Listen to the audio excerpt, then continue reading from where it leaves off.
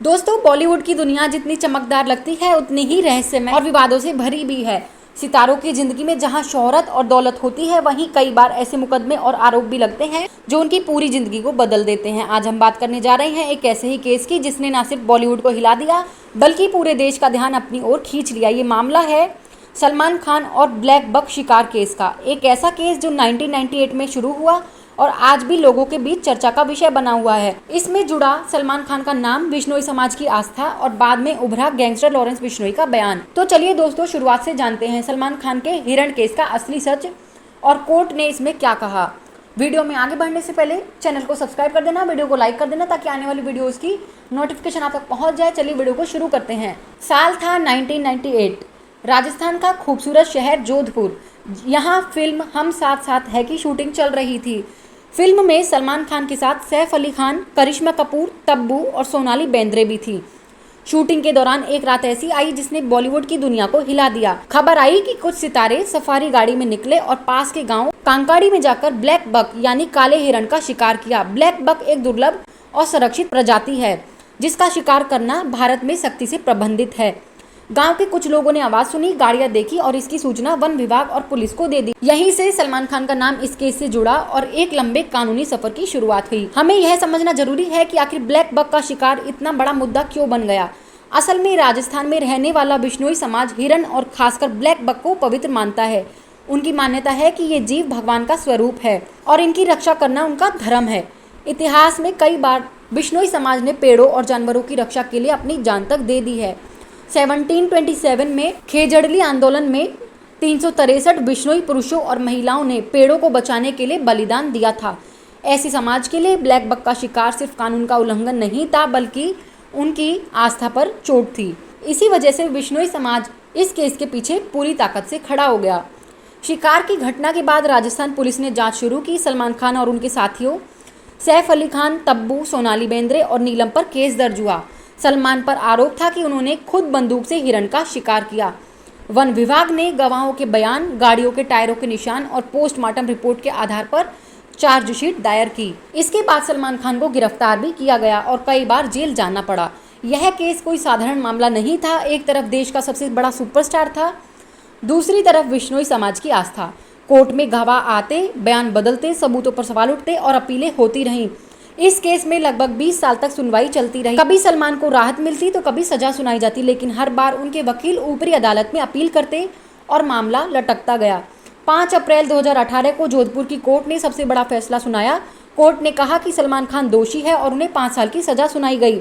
साथ ही उन्हें जेल भेज दिया गया। हालांकि कुछ ही दिनों बाद हाई कोर्ट से उन्हें जमानत मिल गई, लेकिन बाकी सितारे सैफ, तब्बू, सोनाली और नीलम सब बरी कर दिए गए। कोर्ट का कहना था कि उनके खिलाफ सबूत पर्याप्त नहीं थे, यानी केस का असली बोझ सिर्फ सलमान खान पर ही रहा। सलमान खान ने इस केस की वजह से कई बार जेल की हवा खाई है। 1998, 2006 और 2018 3 अलग अलग बार उन्हें जेल में रहना पड़ा। जेल में सलमान के खाने पीने से लेकर उनकी दिनचर्या तक सब पर नजर रखी जाती थी। मीडिया में कई बार रिपोर्ट्स आई कि सलमान ने जेल में साधारण कैदियों की तरह खाना खाया, साफ सफाई की और समय बिताया। ये पल उनके लिए बेहद कठिन थे और उनके फैंस के लिए भी भावुक कर देने वाले थे। भले ही सलमान खान पर केस चलता रहा, लेकिन उनके फैंस और इंडस्ट्री का प्यार कम नहीं हुआ। हर बार जब उन्हें जेल भेजा गया, हजारों फैंस कोर्ट और जेल के बाहर जमा हो गए। सोशल मीडिया पर सलमान के सपोर्ट में हैशटैग ट्रेंड करने लगे। उनकी फिल्में भी केस के दौरान सुपरहिट रही, चाहे वांटेड हो, बजरंगी भाईजान हो या फिर सुल्तान। इससे साफ हुआ कि सलमान का स्टारडम केस से प्रभावित नहीं हुआ। अब आता है सबसे बड़ा ट्विस्ट।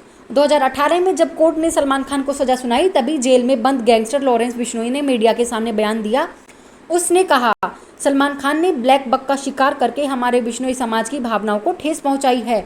हम उसे कभी नहीं छोड़ेंगे। इस बयान ने पूरे देश में हलचल मचा दी। सलमान खान की सिक्योरिटी बढ़ा दी गई और मुंबई पुलिस हाई अलर्ट पर आ गई। फैंस डरे हुए थे कि कहीं सच में सलमान को नुकसान ना पहुंचाया जाए। हालांकि सरकार और पुलिस ने साफ कर दिया कि सलमान की सुरक्षा पूरी तरह सुनिश्चित की जाएगी। कानून के हिसाब से अपराधी को सजा सिर्फ कोर्ट दे सकता है, ना कि कोई व्यक्ति या फिर गैंग। अब सबसे बड़ा सवाल है, क्या सलमान खान ने सच में हिरण को मारा था? कोर्ट के दस्तावेज बताते हैं कि ब्लैक बक की मौत गोली लगने से हुई थी। गवाहों ने सलमान को घटनास्थल पर देखा था। बंदूक और कार सलमान से जुड़ी हुई थी। इन सबूतों के आधार पर कोर्ट ने उन्हें दोषी माना। हालांकि सलमान खान और उनके वकीलों ने हमेशा कहा कि वे निर्दोष हैं और उन पर लगाए गए आरोप झूठ है। आज भी केस ऊपरी अदालत में चल रहा है और अंतिम फैसला आना बाकी है। इस केस पर उनके पापा ने क्या कहा, चलिए क्लिप देखते हैं। राजस्थान में वहां जाकर हाथ जोड़ो, माफी मांगो और तब मैं तुम्हें माफ करूंगा। क्या ये सलमान करने वाले हैं? माफ कर, मगर ये कहना जो है, ये एक्सेप्ट करना है कि मैंने मारा है। मारा ही नहीं है। मैंने किसी जानवर को नहीं मारा, सलमान ने किसी जानवर को मारा ना। हमने कभी किसी कॉकरोच को भी नहीं मारा है। इसलिए कि हम इन चीज़ों पर बिलीव ही नहीं करते। ये आरोप गलत है सलमान के ऊपर। एक दिन लड़की ने मुझसे कहा कि किसी के सामने का, सलीम साहब बहुत शरीफ बारिश में, सलीम साहब बहुत शरीफ आदमी हमारे साथ वॉक करते हैं सुबह और ज़मीन पे देख के चलते हैं, ऊपर देखते ही नहीं है।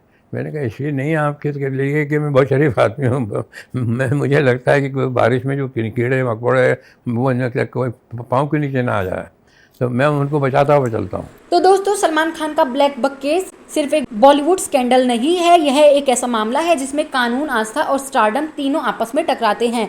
एक तरफ विश्नोई समाज है जो अपने धर्म और प्रकृति की रक्षा के लिए किसी भी हद तक जा सकता है। दूसरी तरफ सलमान है जिनका कहना है कि वे निर्दोष हैं और उन पर झूठा आरोप लगाया गया है। और बीच में है कोर्ट जो सिर्फ सबूतों और कानून के आधार पर फैसला सुनाता है। लॉरेंस बिश्नोई का बयान इस केस को और भी चर्चित बना गया, लेकिन असली सच हमेशा कोर्ट ही तय करेगा। तो इससे हमें यह सीख मिलती है, कानून से बड़ा कोई नहीं होता। आस्था और पर्यावरण की रक्षा हर इंसान का कर्तव्य है और इंसान कितना भी बड़ा सितारा क्यों ना हो, कानून के सामने सब बराबर है। तो ये थी सलमान खान और ब्लैक बक केस की असली कहानी।